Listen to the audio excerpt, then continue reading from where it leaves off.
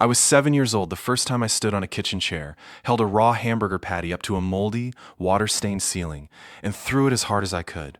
It stuck, just for a second. Then it fell back into my hands, and I cooked it anyway.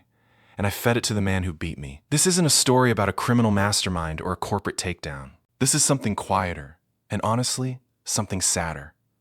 The story of a little girl who had no one to protect her, so she found the only kind of power she had left. If stories about survival, quiet justice, and finding your voice again matter to you, stay with me. Hit subscribe, because by the end of this, you'll understand exactly why that mold on the ceiling meant so much more than anyone in that house ever knew. Picture a single-wide trailer parked crooked on a small patch of land in the middle of nowhere.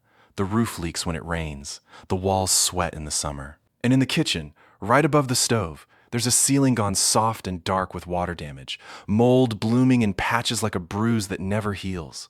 That trailer was home, and the man who ran it was her grandfather. He wasn't some frail old man shuffling around with a cane. He was 42 years old when she was born. A blue-collar farmer, strong, weathered, capable of working sunup to sundown and still splitting firewood after dinner. He was the kind of strong that makes a small child feel like the ground itself might crack under his footsteps. For the first 6 years of her life, there was a buffer. Her grandmother was there too, not romantically involved with her grandfather anymore, hadn't been in a decade, but still living under that same roof, still a presence, still someone who made the house feel survivable. Then, when she was 6, her grandmother left. Not out of cruelty. She had to go take care of her own mother across the country. But when she left, whatever thin thread of control her grandfather had on his temper went with her. What followed wasn't discipline. It was terror, delivered daily, in a house with nowhere to hide. He beat her over things that shouldn't have registered as anything at all. A dropped spoon, a wrong answer, a look he didn't like on her face. Looking back now, as an adult, she suspects he had undiagnosed OCD. The kind that turns tiny disruptions into unbearable chaos, and turns a small child into the most convenient target for that chaos. And there was another rule in that house, one that would become the seed of everything that came after. If she wanted to eat, she cooked it herself. A 6, 7, 8-year-old child, alone at a stove, in a trailer with a moldy ceiling, making her own dinner because the man who was supposed to protect her had decided feeding her wasn't his job unless she earned it. Imagine that for a second. Truly imagine it. A little girl standing on her tiptoes at a stovetop that's taller than she is, flipping a hamburger patty in a pan, while the person who's supposed to tuck her in at night is somewhere else in that trailer, and she has no idea if tonight is a night he explodes over nothing. There was no one to call, no one checking in, no teacher who noticed, no neighbor who asked questions, no other adult in that trailer to step between them. Just her and him, and a house that felt smaller every single day. She started flinching before doors even opened. She started apologizing for things she hadn't done yet, just in case. That's what chronic fear does to a child. It doesn't wait for the threat to appear. It teaches you to brace for it constantly, to live in a permanent, quiet crouch. Here's the thing about 7-year-olds. They don't have the words for injustice yet. They don't understand trauma or cycles of abuse or any of the language adults use later to make sense of what happened to them. But they understand unfair. Deeply, viscerally, they understand unfair. And somewhere in the mind of that small girl, standing at that stove night after night, cooking her own dinner out of fear rather than nourishment, something shifted. She couldn't fight back. She couldn't run away. She couldn't tell anyone who would actually do something. But she could do something. So she looked up. Right above the stove, that ceiling, soft, warped, blooming with mold from years of leaks nobody ever fixed, became the only place in that entire trailer where she had any power at all. It wasn't a plan, not really. Not the way an adult would plan something. It was smaller than that, and in some ways sadder than that. It was a child's version of taking something back. She'd cook the burger like she was supposed to, get the pan hot, watch it sizzle, and then, when no one was looking, she'd take that patty, raw or half-cooked, and throw it straight up at the ceiling above the stove. It would stick for a second, grease and moisture meeting mold and rot. Then it would fall, and she'd catch it, put it back in the pan, finish cooking it, and serve it to him like nothing had happened. Night after night, patty after patty. Small hands, shaking a little, reaching up toward a ceiling that was already rotting on its own, and adding to it, on purpose, again and again. She has said, looking back now as an adult, that she isn't proud of it. That it wasn't some clever act of poetic justice she plotted with satisfaction.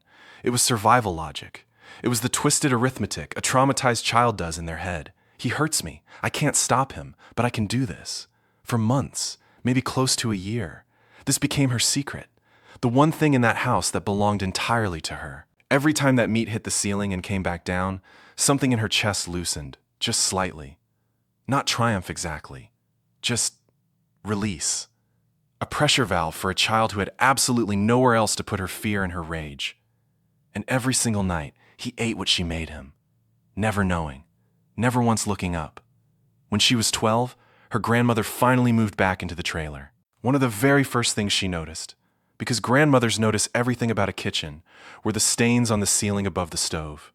Dark, streaked, clearly not just water damage anymore. She asked about them, and the girl, now 12 years old, looked at her grandmother and said she didn't know what had caused it. She has said the conversation about finally telling the truth is foggy now.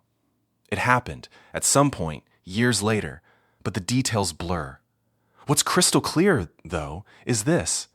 Her grandfather died 5 years ago, and he went to his grave never knowing that for the better part of a year, a small, frightened, furious little girl had been throwing his dinner at the ceiling before serving it to him. The closest thing to revenge that a powerless child could construct with her own 2 hands. So where's the satisfying twist? Where's the moment the antagonist gets caught, humiliated, forced to answer for what he did? It never comes, not in the traditional sense. And that's the part of this story that sits heaviest, and honestly, the most true to real life. Real abuse doesn't usually end in a cinematic reckoning. Sometimes the only justice a child can get is the quiet, private kind, a secret ceiling stain that only she understood the meaning of for years, while the man responsible walked around strong and healthy and completely unaware. The real payoff isn't watching him get caught. It's her surviving to adulthood at all. It's the fact that, remarkably, she and her grandfather went on to rebuild something. She describes their relationship before he passed as good. He struggled, badly, with raising her. He repeated cycles that were likely done to him.